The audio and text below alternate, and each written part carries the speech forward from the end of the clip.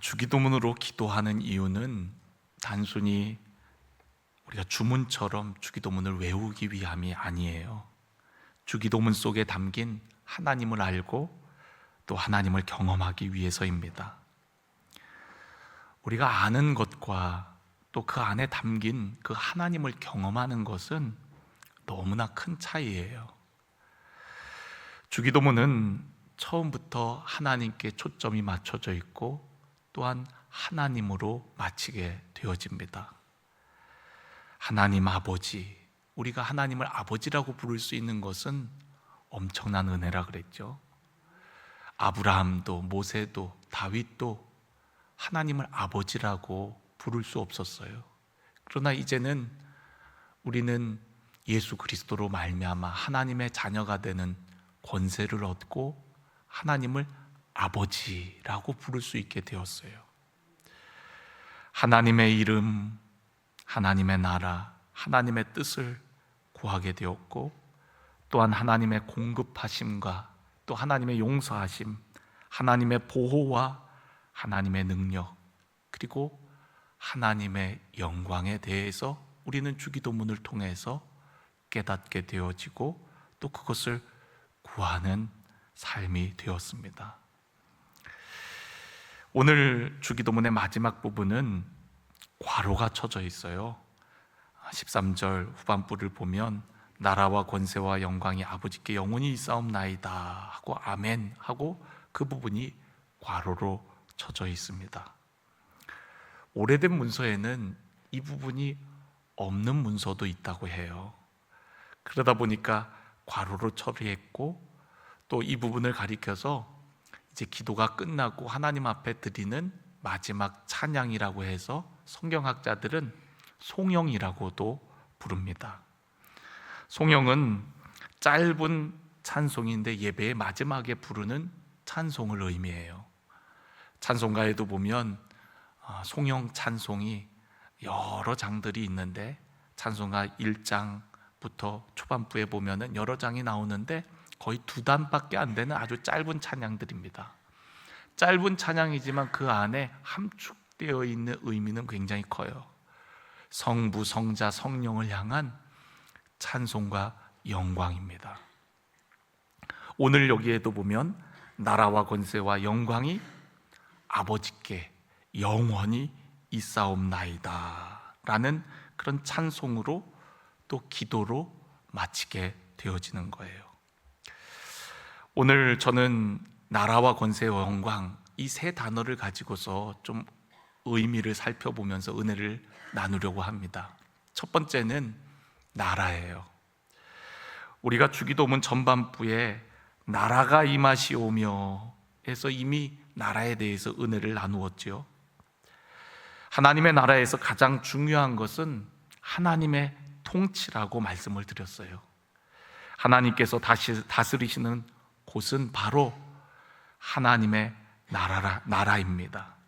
하나님의 나라는 단순히 공간적인 개념을 의미하는 것이 아니라 하나님의 다스림과 통치하심이 있는 곳, 그것이 바로 하나님의 나라라는 거죠. 그래서 예수님께서 누가복음 17장 21절에 하나님의 나라는 여기 있다, 저기 있다, 고도 못하리니 하나님의 나라는 너희 안에 있느니라 라고 말씀했어요. 여기 있다, 저기 있다, 공간적인 개념이 아니라 바로 하나님의 다스림과 통치하심이 있는 너희 안에 이미 임하였다라고 예수님 선언하신 거예요. 예수님은 공생애를 시작하면서 하나님 나라에 대해서 선포하셨어요. 예수님이 가시는 곳마다 하나님의 통치하심이 나타났습니다. 그래서 귀신이 쫓겨가고 또한 병든 자들이 낫게 되어지는 놀라운 기적이 나타났죠. 예수님 자체가 곧 하나님의 나라였어요. 예수님을 모신 곳이 바로 천국이었습니다. 우리가 찬송가 438장 우리가 너무나도 많이 부르는 찬송이죠. 높은 산이 또 거친 들이 초막이나 궁궐이나 내 주 예수 모신 곳이 그 어디나 하늘나라라고 고백을 했어요. 주님과 동행하는 그 삶이 바로 천국과 같은, 아니 천국과 같은이 아니라 그야말로 그것이 바로 천국이라고 고백했습니다. 예수님께서는 내 안에 거하라고 말씀하셨죠. 요한복음에 보면 너희가 내 안에 거하고 내 말이 너희 안에 거하면 무엇이든지 원하는 대로 구하라, 그리하면 이루리라고 말씀했어요. 중요한 것은 안에 거하는 겁니다. 예수님 안에 우리가 거할 때, 또 혹은 예수님이 우리 안에 거할 때 모든 것을 이룬다는 거죠. 하나님 나라를 이루게 되어진다는 거예요. 그러니까 우리가 천국에 대해서 이야기할 때 중요한 개념이 바로 예수님 안입니다. 또한 예수님이 우리 안에 임하실 때 우리 안에 하나님의 나라가 임하는 거죠. 천국은 보는 것과도 깊은 관계가 있어요. 예수님께서 니고데모와 대화를 하실 때 요한복음 3장 3절에 보면 진실로 진실로 내게 이르노니 사람이 거듭나지 아니하면 하나님 나라를 볼 수 없느니라 라고 얘기하고 있어요. 거듭난 자만이 하나님 나라를 본다라고 말씀하셨어요. 또한 산상수훈 가운데 팔복을 말씀하실 때 마음이 청결한 자는 하나님을 볼 것이며, 하나님을 본다는 것은 하나님의 나라가 임하였다는 것이고 하나님의 통치하심 가운데 있는 것을 의미합니다. 예수님을 믿고 따르는 사람들은 이 땅에 살지만 하나님 나라를 보고 누리는 자들입니다. 천국을 보았기에 이 세상의 것들이 미련하게 보이고, 또한 이 세상의 영광이 아니라 영원한 하나님 나라를 위해 살아가게 되어지는 것이죠. 히브리서 11장을 보면은 믿음의 선진들의 이야기가 나오지요. 히브리서 11장 1절에 믿음은 바라는 것들의 실상이요 보이지 않는 것들의 증거라 그랬어요. 보이지 않는 것들의 증거가 바로 믿음이라 그랬어요. 믿음의 선진들은 남들이 보지 못하는, 이 세상 사람들이 보지 못하는 것을 보고 그것을 따라가는 삶을 살았다라는 거예요. 아브라함뿐만 아니라 수많은 믿음의 선진들은 더 나은 본향, 하늘에 있는 것을 사모했기 때문에 이 세상의 것이 아니라 그 하늘 영광을 향하여, 천국을 위하여 이 땅의 것들을 아무것도 아닌 것처럼 여기기도 하고, 힘들고 어려울 때 뒤돌아가지 않고 하늘을 향해, 천국을 향해 나아가는 그런 믿음의 여정들을 살아냈다라고 증언하고 있어요. 그러면 우리도 어떻게 그런 천국의 삶을 살 수 있을까요? 어떻게 그런 천국을 볼 수가 있을까요? 그거는 바로 우리가 예수님 안에 거할 때 천국을 보게 되어지는 줄로 믿습니다. 예수님을 바라보는 거예요. 믿음의 주요 온전케 하시는 예수, 믿음의 원조이신, 우리의 목표이신 예수 그리스도를 바라볼 때 그 예수 그리스도를 통해 우리는 하나님 나라를 보게 되어지는 겁니다. 그래서 너희가 내 안에, 내가 너희 안에 거하면 이 모든 것을 이룬다고 말씀을 하시는 거예요. 예수님을 믿지 않고는, 예수님을 겉으로만 바라봐서는 천국을 볼 수가 없습니다. 예수님을 외적으로 보면은 예수님이 얼마나 초라합니까? 얼마나 형편없습니까? 십자가에 못 박히신 주님을 그 누가 의지하고 믿을 수 있겠습니까? 그래서 여러분 고린도전서 1장 18절에 보면 십자가의 도가 멸망하는 자들에게는 미련한 것이요 구원을 받는 우리에게는 하나님의 능력이라고 했어요. 십자가의 도가 믿지 않는 외부의 사람들에게는 한없이 미련해 보이는 겁니다. 아니 저걸 왜 믿어? 저렇게 힘없이 초라하게 십자가에서 처형당한, 나무에서 죽은 자는 저주받은 자라고 하는데 그런 자를 왜 믿어? 십자가는 미련해 보이는 거죠. 십자가를 외부에서 바라보면 한없이 부끄럽고 저주스럽고 그리고 하나님의 진노가 임한 것과 같은 것으로 보입니다.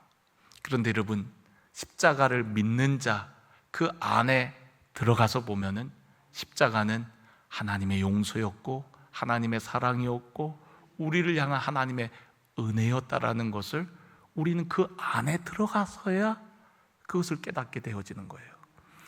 십자가 안에 생명이 있고 십자가 안에 천국 가는 길이 있고 십자가를 통해서 우리는 새로워지는 거거든요.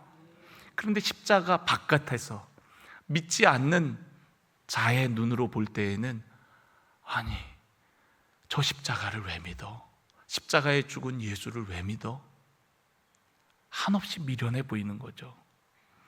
이사야의 예언에 따르면은 예수님에 대한 예언을 보면은 예수님은 흠모할 것이 하나도 없었다 그랬어요. 예수님은 흠모할 그 어떤 외적 모습도 없는 분이십니다. 그런데 예수 안에 생명이 있고 예수 안에 진리가 있는 거거든요. 예수 안에 우리를 향한 용서와 하나님의 사랑이 그 안에 있는 거예요. 그러니까 예수 밖에서는 천국을 볼 수 없습니다. 하나님 나라를 바라볼 수가 없어요. 예수 안에 있는 자에게, 예수 안에 있는 자에게 오늘 저와 여러분이 예수 안에 거하기를 간절히 원합니다.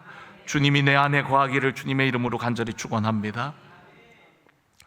성경을 읽다 보면 참 어렵게 느껴지는 부분이 이제 출애굽기 후반부터 레위기까지가 참 어렵게 느껴집니다.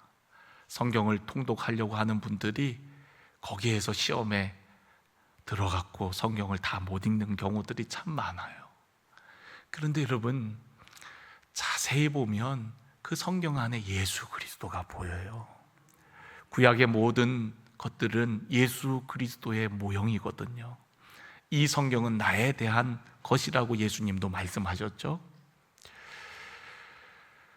출애굽기 후반부를 보면은 성막을 짓고 또 제사 제도에 대한 이야기들이 나옵니다. 그런데 저는 그걸 읽으면서 이해할 수 없는 부분이 하나 있어요. 하나님을 예배하는 예배의 자리 아닙니까? 그러면은 크고 웅장하게 만들어야 될 텐데 하나님의 성막은 세상 신들의 신전에 비하면 너무나도 초라하고 작습니다. 성막의 크기는, 그 성수의 크기는 19평 정도밖에 안 돼요. 아주 좁습니다. 그리고 텐트로 이루어져 있어요. 천으로 이루어져 있다는 거죠. 겉에서 볼 때에는 야, 이걸 창조주 하나님을 예배하는 예배의 처소라고 하기에 부끄러울 정도로 볼품이 없어 보입니다. 세상 신전에 비하면요. 이스라엘 백성들이 애굽 땅에서 나왔잖아요. 벌써 애굽의 피라미드 같은 거는 아브라함 때부터 있었다고 하는데 그 어마어마한 건축물과 신전들 이스라엘 백성들은 봐왔을 거 아니에요. 그거에 비하면 하나님을 예배하는 성소는 너무나도 초라해요. 그런데 성경을 자세히 읽어보면 성막 안으로 들어가면 이야기가 좀 달라요.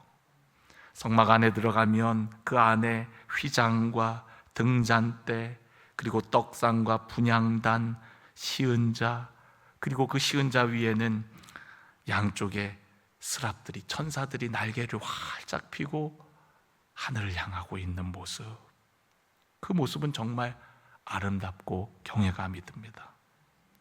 무엇보다도 그 작은 장소이지만 하늘의 하나님, 창조주 하나님께서 그곳에 임재하실 때에는 모든 사람이 그 성소 앞에 경외감을 갖고 엎드리지 아니할 수가 없었어요.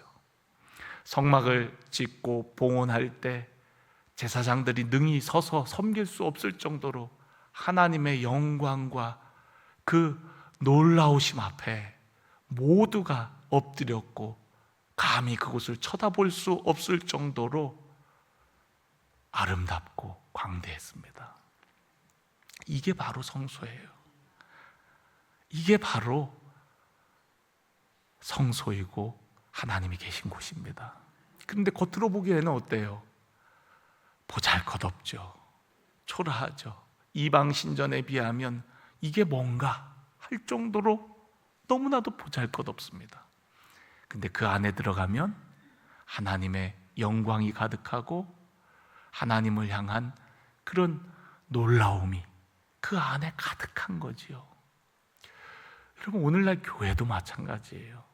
세상 사람들은 교회를 향하여 손가락질합니다. 교회가 왜 이렇게 건물이 커? 이거 뭐 쓸데없이 이거 왜 이렇게 여기에 있는 거야? 라고 하는지 몰라요. 그러나 여러분, 교회 안으로 들어와 본 사람들은 어떻습니까? 교회 안에 하나님을 예배하며 하나님의 임재와 영광, 하나님의 크신 역사들을 우리는 보게 되어지는 거죠. 예수 밖에서는 미련해 보입니다. 보잘것없어 보입니다. 성막 밖에서는 이게 뭐야? 교회 밖에서는 하나님의 영광을 제대로 알지 못합니다. 그러나 우리는 이 교회 안에 들어와 하나님을 예배하며 찬송할 때 하나님의 임재하심과 영광을 경험하고 그 안에 하나님의 놀라우심을 우리는 찬양하지 아니할 수가 없는 것이죠. 할렐루야. 오늘 이 예배 가운데 하나님의 임재와 영광이 가득하기를 원합니다. 오늘 저와 여러분이 그 하나님 나라를 예수 안에서, 주님의 몸된 교회 안에서 바라보는 은혜가 있기를 주의 이름으로 간절히 축원합니다. 그러니까 밖에 있으면 모르는 거예요. 그러니까 여러분, 우리가 밖에 있는 사람들을, 믿지 않는 사람들을 이해해야 됩니다. 모르니까 그래요. 모르니까. 그러나 이 안에 들어와 보면 너무나도 놀라운 거죠.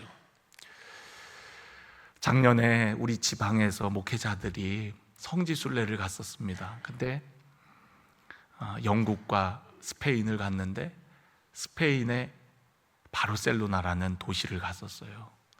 이 바르셀로나라는 도시는 참 아름다운 도시더라고요.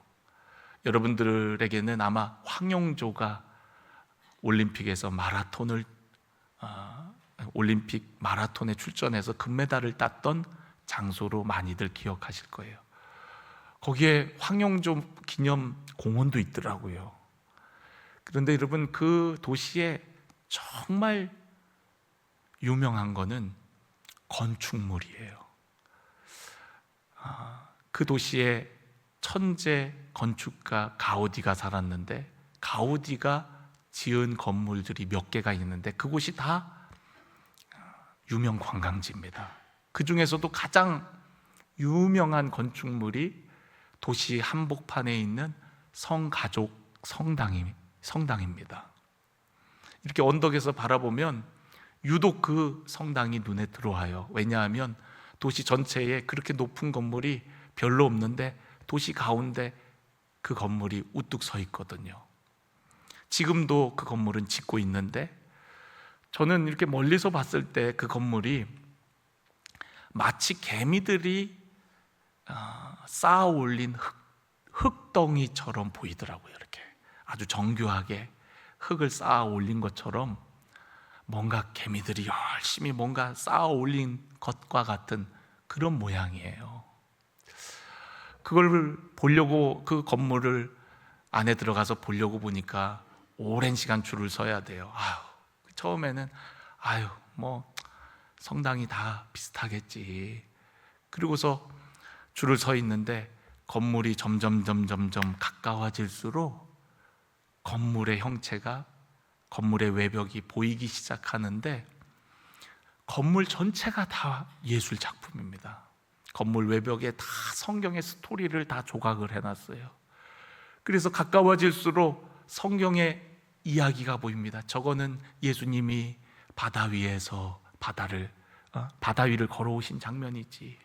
저거는 산상수훈, 예수님께서 산 위에서 언덕에서 말씀을 전하시는 장면이구나. 가까이 가면은 성경의 스토리가 구약에서부터 신약까지 다 그 건물 외벽에 다 새겨져 있어요. 그걸 이렇게 보다 보면 어느새 이제 건물 안으로 들어가게 되어지는데 겉에서 봤던 개미들이 지은 흙덩이와 같지 않고 안에 들어가니까 너무나도 아름다운 거예요.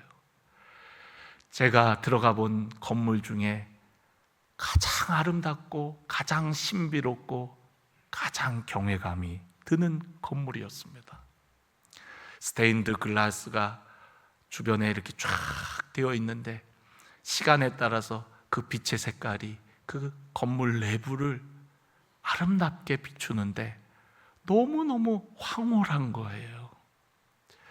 마음 같아서는 하루 종일 그곳에서 하나님을 생각하고 기도하고 그리고 그 경외감을 계속해서 느끼고 싶었지만 아시잖아요. 가면은 빨리 사진 찍고 이동해야 된다는 거.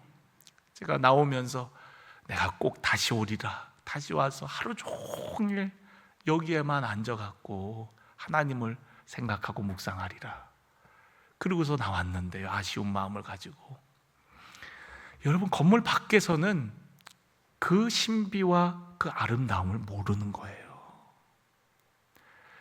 그런데 그 안에 들어오니까 그 황홀함, 그 신비, 그 경외감이 있는 겁니다. 천국은 예수님 안에서 우리가 맛보아 누리는 겁니다. 예수님 안에 들어와야 그걸 경험하는 것이지, 믿지 않는 자들에게는 십자가는 미련한 거예요. 그러나 믿는 우리에게는, 그 안에 들어와 있는 우리에게는 하나님의 능력이 되는 겁니다. 오늘 여러분들은 어디에 계십니까? 주변을 맴돌고 있습니까? 아니면 그 안으로 들어와 있습니까? 예수 안에 있는 자입니까? 아니면 여전히 예수님과 세상 앞에서 머뭇거리고 있는 자입니까? 저는 오늘 여러분들이 예수 안에 있는 모든 보화를 발견하는 믿음의 백성들이 되어지기를 주의 이름으로 간절히 축원합니다. 두 번째는 권세예요. 권세. 하나님의 나라를 다스릴 때 정말 중요한 게 권세입니다. 예수님이 말씀하신 권세는 권능을 의미해요. 이 권세의 원어를 찾아보니까 두나미스라는 단어가 쓰여졌습니다. 여러분 많이 들어보셨죠? 두나미스에서 다이나마이트라는 단어가 나왔다 그러죠. 강력한 힘을 의미합니다. 이 권세라는 단어가 여러 군데 신약 성경에 쓰여졌는데 우리가 가장 많이 알고 있는 말씀이 사도행전 1장 8절입니다. 오직 성령이 너에게 임하시면 권능을 받고, 이 권능이 두나미스입니다. 두나미스를 받게 되고 땅끝까지 이르러 내 증인이 되리라 말씀하셨어요. 그런데 여러분, 이 권세를 하나님께서는 아들이신 예수 그리스도께 주셨습니다. 그래서 마태복음 28장, 우리가 대명령이라고도 하고 최후명령이라고 하는 그 말씀에 보면 예수님이 이렇게 말씀하세요. 하늘과 땅의 모든 권세를 누구에게? 내게 주셨으니, 예수님에게 주셨다는 거예요. 그러므로 너희는 가서 모든 민족을 제자로 삼아 아버지와 아들과 성령의 이름으로 세례를 베풀고 내가 너희에게 분부한 모든 것을 가르쳐 지키게 하라. 볼지어다 내가 세상 끝날까지 너희와 항상 함께 있으리라. 할렐루야. 여러분, 모든 권세를 가지신 예수님께서 우리에게 명령하셨어요. 가서 제자를 삼으라.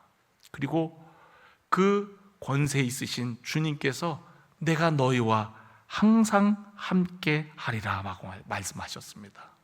그래서 그 주님과 함께 하면 우리도 권세 있는 삶, 권능 있는 삶을 살게 되어집니다. 요한복음 1장 12절에 보면은 영접하는 자, 곧 그 이름을 믿는 자들에게는 하나님의 자녀가 되는 뭘 주셨어요? 권세. 여러분, 하나님의 아들이신 예수님께 주셨던 그 권세가 우리에게도 있게 되어짐을 말씀하고 있는 거예요. 마태복음 10장 1절에 보면 예수님께서 12 제자를 부르셔서 더러운 귀신을 쫓아내며 모든 병과 모든 약한 것을 고치는 뭘 주셨어요? 권능을 주시니라. 여러분, 우리 모두에게 그러한 권능을 부여해 주셨어요. 왜 이 권능을 주셨습니까? 복음 전파를 위해서 주셨습니다. 우리를 과시하라고 주신 것입니까? 그렇지 않습니다. 영혼을 살리고 복음을 땅끝까지 증거하라고 우리에게 이러한 권능을 주신 거예요. 마가복음 16장 17절 말씀에 믿는 자들에게 이러한 능력이 따른다라고 말씀하고 있습니다. 우리 한번 같이 읽어볼까요? 믿는 자들에게는 이런 표적이 따르리니 곧 그들이 내 이름으로 귀신을 쫓아내며 새 방언을 말하며 뱀을 집어올리며 무슨 독을 마실지라도 해를 받지 아니하며 병든 사람에게 손을 얹은즉 나으리라 하시더라. 아멘. 여러분, 믿는 자에게 이러한 권세가 따르는 겁니다. 목사님에게, 특별한 사람에게 그러한 권세가 주어지는 것이 아니라 믿는 자 우리 모두에게 그러한 권세를 주셨다라고 말씀하시는 거예요. 그러니까 여러분, 누군가가 아프면 함께 손을 얹어 기도하십시오. 예수 그리스도의 이름의 권세로, 이름의 능력을 의지하여 여러분 기도할 때 여러분을 통해서 하나님의 능력이 나타날 줄로 믿습니다.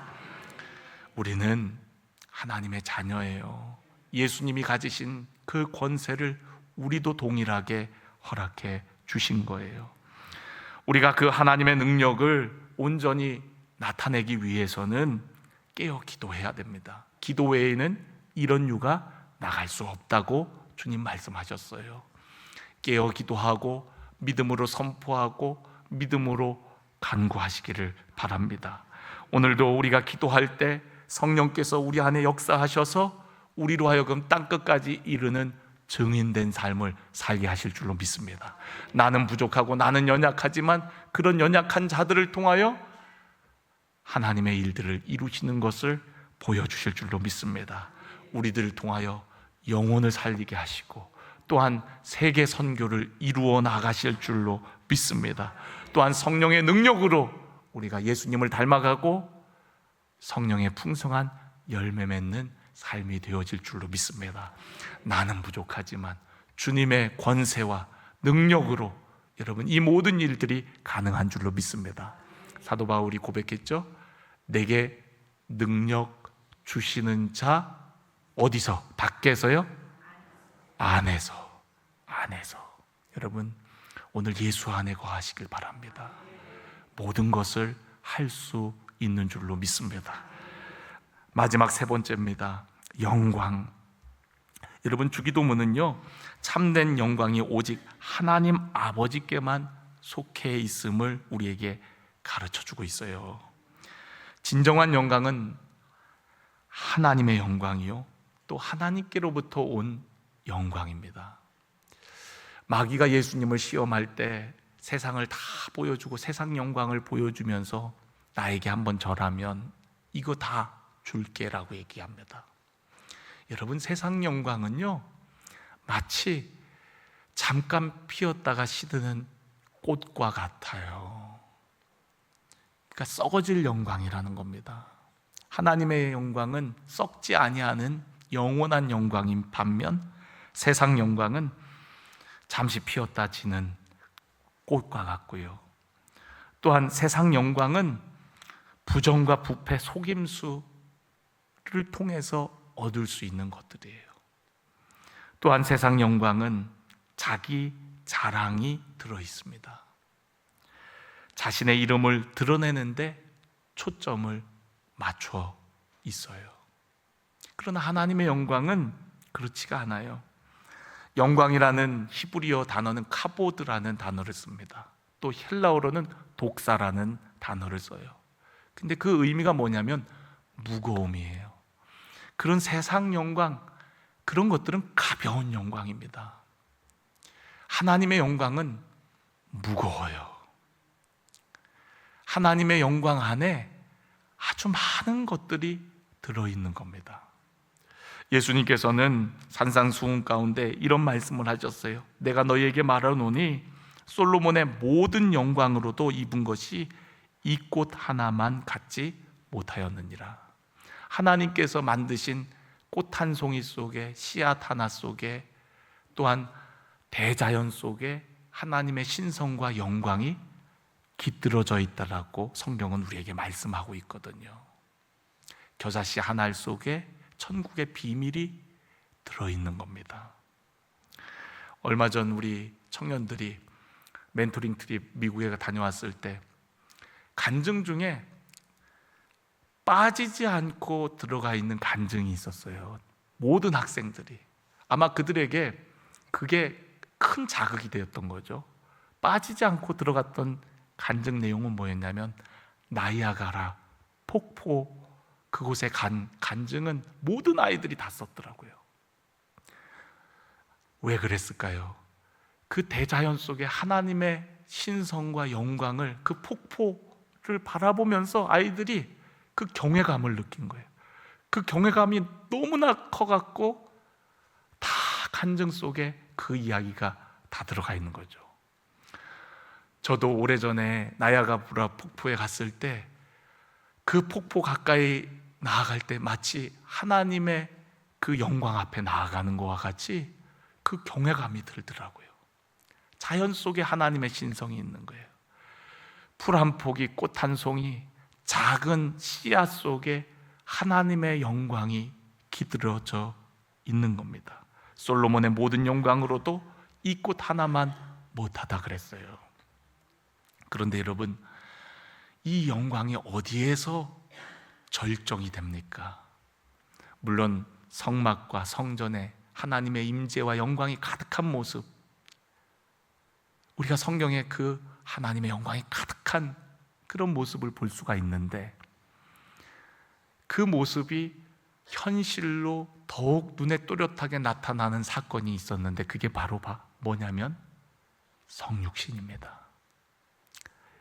하나님의 아들이신, 하나님의 영광의 본체이시고 하나님 그 자체이신 그분이 육신의 몸을 입고 이 땅에 오신 사건, 그게 바로 하나님의 영광의 충만함이었어요. 요한복음 1장 14절을 우리 한번 같이 읽어봅시다. 시작.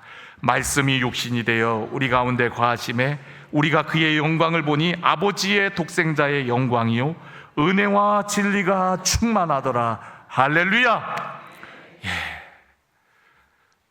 이 땅에 오신 그 예수 그리스도를 통하여 아버지의 독생자의 영광, 은혜와 진리가 충만함을 경험한 거예요.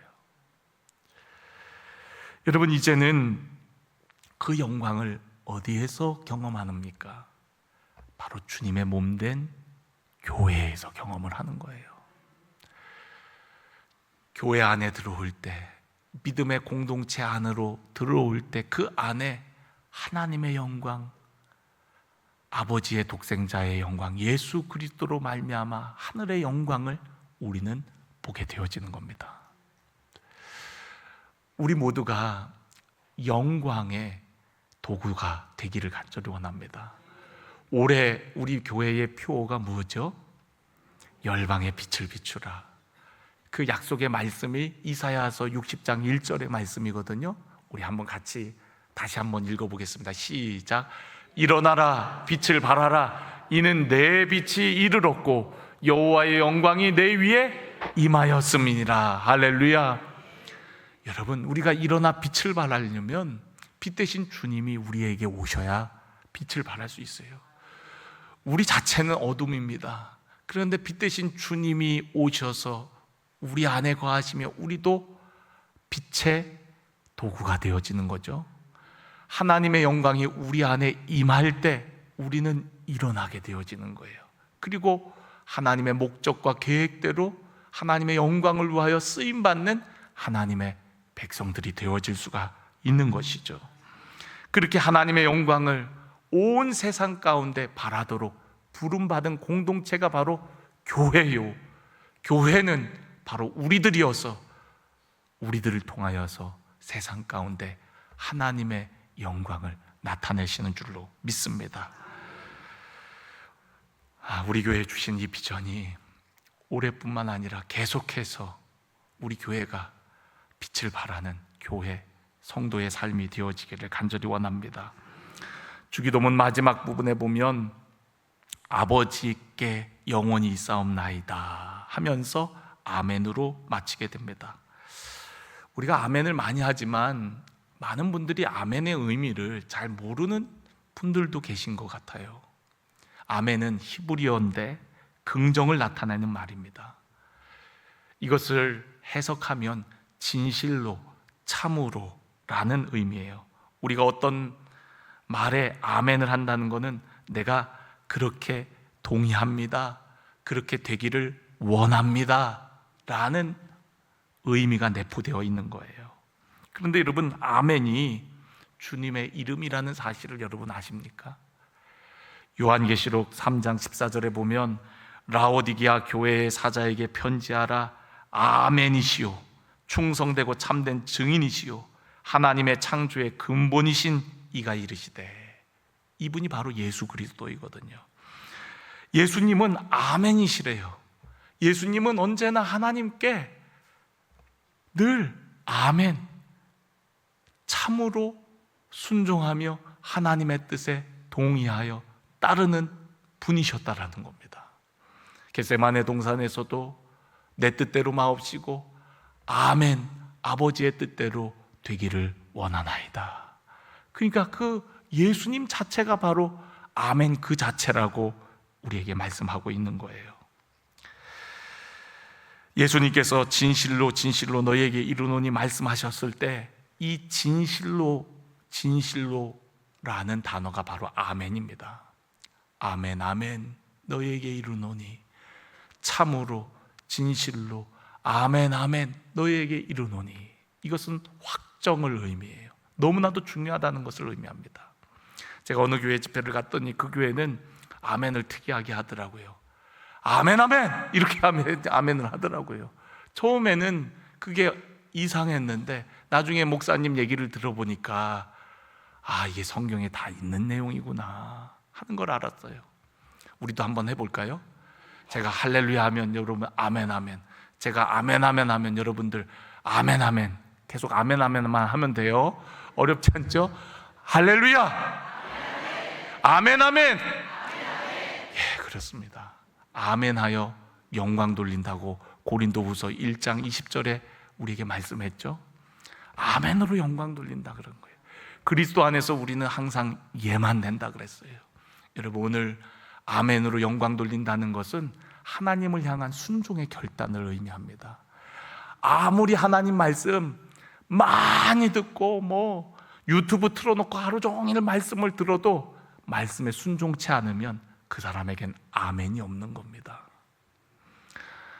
아멘 하여 영광 돌린다는 것은 우리의 믿음이 순종하여 영광 돌린다는 의미이기도 한 것입니다. 오늘 우리 사랑하는 모든 성도 여러분들이 정말 아멘으로, 순종함으로, 또한 하나님의 뜻과 하나님의 나라, 하나님의 권세에 동의하며 참여하며 쓰임받으며 나아가는 우리의 아멘으로 영광 돌리는 우리 믿음의 성도들이 다 되어지기를 주님의 이름으로 간절히 축원합니다.